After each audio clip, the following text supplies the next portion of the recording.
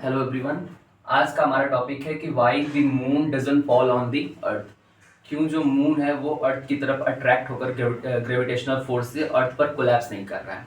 तो इसको हम लोग बहुत डिटेल में समझने वाले हैं। तो इसको समझने से पहले हम लोग दो चीज़ों के बारे में बात करते हैं।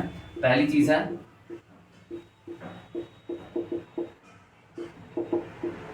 ग्रेविटेशनल फोर्स और दूसरी चीज़ है ग्रेविटी। ठीक है, तो ग्रेविटेशनल फोर्स के बारे में आप लोगों ने पहले ही पढ़ा होगा बहुत बार कि अगर कोई भी दो पार्टिकल जिसमें मास है उन दोनों के बीच में ग्रेविटेशनल फोर्स जरूर लगेगा। ठीक है, जिसकी वैल्यू हम लोग कैसे निकालते हैं, F बराबर G m1m2/r²। और ग्रेविटेशन फोर्स का एक स्पेशल केस है ग्रेविटी। बहुत सारे लोग को लगता है कि जो ग्रेविटी है सिर्फ अर्थ की वजह से होती है कि कोई पार्टिकल गिरेगा तो अर्थ पर ही गिरेगा और अर्थ उसको पुल कर रही ग्रेविटी से। ऐसा नहीं है, चाहे जो भी दो चीज है। तो इसका ये एक स्पेशल केस है, ग्रेविटेशनल फोर्स का एक स्पेशल केस है ग्रेविटी, जिसमें एक मास जो रहता है वो अर्थ रहता है और दूसरा कोई भी जो पार्टिकल है वो लेते हैं। तो ग्रेविटी में जो फोर्स निकलता है उसमें से एक मास अर्थ फिक्स है और दूसरा मास कुछ भी हो सकता है, ये मार्कर हो सकता है या फिर कुछ भी, जो आपके पास बॉल हो गया, बॉल को आप छोड़ोगे तो अर्थ की तरफ अट्रैक्ट होता है। तो उसमें जो m1 m2 में से एक मास क्या हो जाता है, यहाँ पर अर्थ हो जाता है। बाकी जरूरी नहीं है कि अर्थ में ही केवल ग्रेविटेशनल फोर्स है। जितने भी पार्टिकल हैं जिनमें मास है, अगर दो पार्टिकल है तो उनके बीच में ग्रेविटेशनल फोर्स लगेगा। तो ये कॉन्सेप्ट है ग्रेविटेशनल फोर्स और ग्रेविटी का, and gravity is the special case of gravitational force. अब बात करते हैं अर्थ के बारे में और मून के बारे में। ठीक है,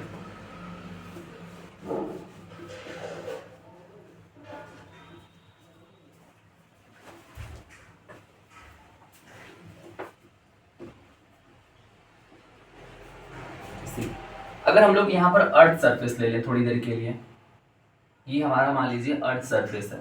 अगर अर्थ सरफेस पर कोई बच्चा खड़ा है, ठीक, और ये बच्चा किसी एक बॉल को प्रोजेक्ट कर रहा है यहाँ से, तो बॉल का कुछ पाथ कुछ ऐसा होगा।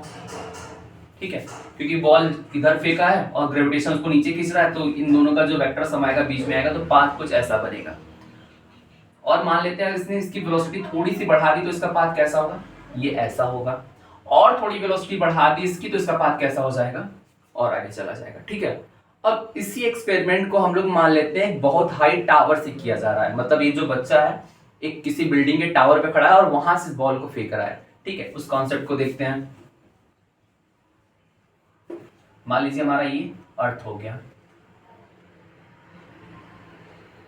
ठीक है, और अर्थ पर एक है टावर और टावर के ऊपर खड़ा है हमारा बच्चा।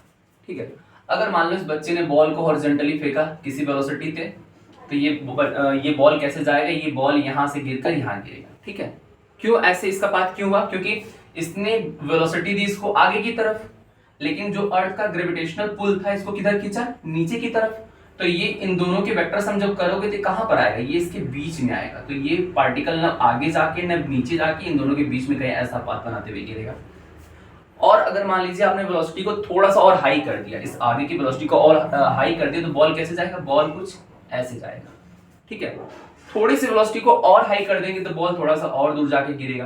देखिए जो ग्रेविटेशनल फोर्स काम करता है अर्थ में, ग्रेविटी वाले केस में वो toward the centre of earth काम करता है। तो जब भी ग्रेविटी, चाहे आप यहाँ पर रहो, चाहे यहाँ पर रहो, चाहे यहाँ पर रहो, हर समय ग्रेविटी टुवर्ड द सेंटर ही लगेगा। ठीक है, अगर मान लो इसी बच्चे ने बॉल को बहुत ज्यादा स्पीड से फेंक दिया, ये बॉल कैसे जाएगा, ये बॉल ऐसे जाएगा।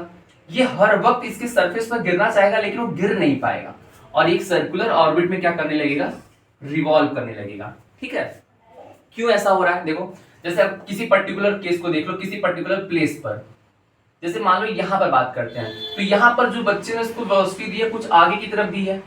ठीक है, और ग्रेविटेशनल पुल किधर लग रहा है, टुवर्ड द सेंटर। तो ये बॉल ना आगे की तरफ जाके ना डायरेक्ट सेंटर की तरफ जाके इन दोनों के बीच में जाएगी, इसके वेक्टर सम की वजह से बॉल कुछ इधर जाएगी। और यही काम हर जगह हो रहा है, ये चीज इधर जाना चाहती है, सेंटर इधर किस तरह इन दोनों के बीच में जाएगी। एक्चुअल में वो बॉल अर्थ के सरफेस पर गिरना चाहती है लेकिन वो गिर नहीं पा रही, क्योंकि ये वाला फोर्स जो है उसको आगे की तरफ बार बार पुश कर दे रहा है। अगर मान लेते हैं कुछ देर के लिए अर्थ से ग्रेविटी ही खत्म हो गई, अगर अर्थ से ग्रेविटी खत्म हो गई तो ये टुवर्ड द सेंटर वाला फोर्स क्या हो जाएगा, जीरो हो जाएगा। इसका मतलब अगर बच्चा यहां से बॉल को फेंकेगा तो बॉल सीधे सीधे इनफाइनाइट तक चली जाएगी। सिमिलरली अगर आगे वाला वेलोसिटी ये जीरो हो जा रहा है, अगर मान लो बच्चे ने बॉल फेंका, अब बॉल फेंका नहीं, उसके पास आगे की वेलोसिटी v बराबर जीरो हो गई, तो मतलब बॉल यहां से छूटेगा अब बॉल छूटेगा तो बॉल सीधा सीधा अर्थ पर गिरेगा, क्योंकि आगे की वेलोसिटी जीरो होगी, आगे कोई फोर्स ही नहीं लग रहा है, जो भी फोर्स लग रहा है वो नीचे की तरफ लग रहा है। सिमिलरली अगर हम लोग मून की बात करें, मून भी अर्थ से एक डिस्टेंस पर है, ठीक है। अगर मान लो यहां पर मून की बात करें,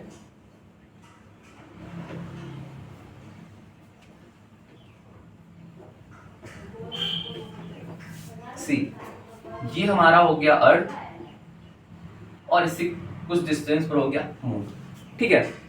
एक्चुअली में इन दोनों का जो मान लेते हैं, अर्थ का मास कितना है me है और मून का मास कितना है m है। तो इन दोनों के बीच में ग्रेविटेशनल फोर्स काम करेगा, अच्छा खासा काम करेगा, क्योंकि दोनों का मास काफी हाई होता है।